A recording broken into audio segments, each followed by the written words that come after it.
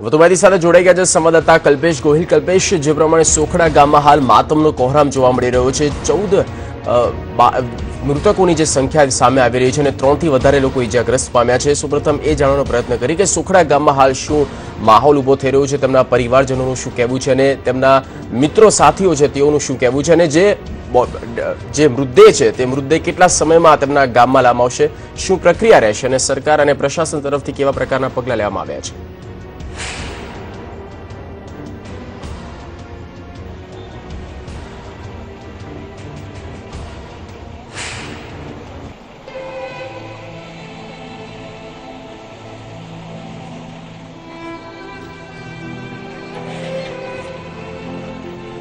જી કલ્પેશ।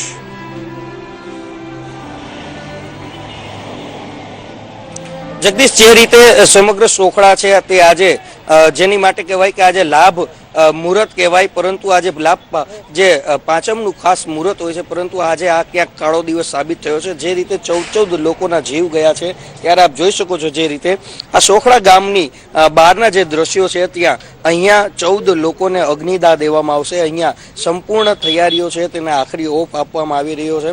ખાસ કરીને જેને કહેવાય કે ગામ છે તે આખું શોકની લાગણીમાં તણાઈ ગયું છે। ખાસ જેને કહેવાય કે આજે આસપાસના ગામોના લોકો પણ અહીંયા આ જે ઘટના બની છે તેને ક્યાંક જે રીતે આજે આસપાસના લોકો પણ અહીંયા એકઠા થયા છે, ત્યારે આપ જોઈ શકો છો જે રીતે કે મોટા મોટા નેતાઓ પણ અહીંયા આજે આવી પહોંચ્યા છે। ખાસ કરીને પૂર્વ સાંસદો જેને કહેવાય કે તાલુકા પંચાયત, જિલ્લા પંચાયતના પ્રમુખો, ધારાસભ્યો સહિતના લોકો પણ આજે અહીંયા પહોંચ્યા છે। ત્યારે ખાસ પૂર્વ સાંસદ કુંવરજીભાઈ, આપની સાથે વાત કરવા માંગીશ કે જે રીતે બનાવ બન્યો છે, હવે શું સરકાર પાસેથી આપ માંગો છો? રાજકોટ તાલુકાના નાનકડા એવા સોખડા ગામમાં જે બનાવ બન્યો છે, એક સાથે 14 વ્યક્તિઓના મૃત્યુ થાય અને સામે કાળમુખા ટ્રકના એના ભૂલને કારણે એવા આ 14 પૈકીના 4 પરિવાર એવા છે કે જેના ઘરની અંદરથી 2 વ્યક્તિઓ ગુમાવે છે। એક પરિવારમાંથી તે બાપ અને દીકરો બંને ગુમાવે છે, જાય છે, મૃત્યુ પામે છે। એ પૈકીના શિવાભાઈ, એમના પત્ની પેરેલિસિસથી પીડાય છે, એમની નાનકડી દીકરી એક જ બચી છે। મોટાભાગના બધા જ મજૂર વર્ગના છે, રાજકોટની બજારમાં બધી મજૂરી કરે છે। આવા મજૂર વર્ગના પરિવારોમાંથી જ્યારે આવડી મોટી સંખ્યામાં કોળી સમાજના એક જ કુટુંબમાંથી ગુમાવતા હોય, ત્યારે રાજ્ય સરકારે પણ તાત્કાલિક આ બાબતે સહાનુભૂતિ દાખવીને દરેક વ્યક્તિ દીઠ 10-10 લાખ રૂપિયાની સહાય તાત્કાલિક જાહેર કરવી જોઈએ, એવી અમારી માંગણી છે। સમાજ તરફથી પણ અમે મદદ કરશું, પણ રાજ્ય સરકારની ફરજ અને જવાબદારી છે, કારણ કે હાઈવે ઉપર જે બેફામ રીતે ચલાવતા વાહનો એની ભૂલને કારણે એક જ ગામમાંથી આવડી મોટી સંખ્યામાં મૃત્યુ થાય છે। ત્યારે મારી માંગણી છે કે રાજ્ય સરકારે દરેક વ્યક્તિને 10-10 લાખ રૂપિયાની સહાય તાત્કાલિક જાહેર કરવી જોઈએ। ખાસ કરીને આપણી પાસે વાંકાનેરના ધારાસભ્ય, આપને પૂછવા માંગીશ કે જે રીતે આજે ઘટના બની છે, આ વાંકાનેરમાં સૌરાષ્ટ્રની, ગુજરાતની સૌથી મોટી ઘટના પણ માનવામાં આવી રહી છે, આપ આને કેવું?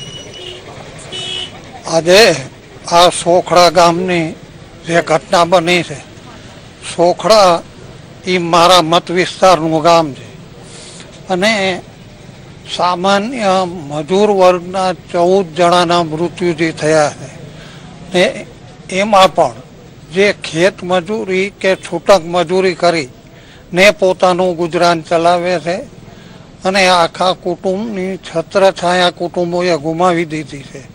એટલે રાજ્ય સરકારે સહાનુભૂતિથી વિચારી ને આ દરેક વ્યક્તિને વ્યક્તિ દીઠ 10-10 લાખ રૂપિયાની સહાય કરવી જોઈએ, એવી હું માંગણી।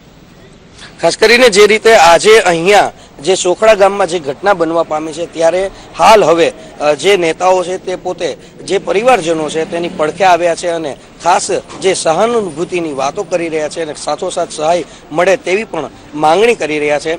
ત્યારે ખાસ કરીને જે રીતે ઘટના બનવા પામી છે તેને ખૂબ દુઃખદ ઘટના અહીંના ગામના લોકો ગણાવી રહ્યા છે અને સૌરાષ્ટ્રની સૌથી મોટી ઘટના અહીંના લોકો માની રહ્યા છે।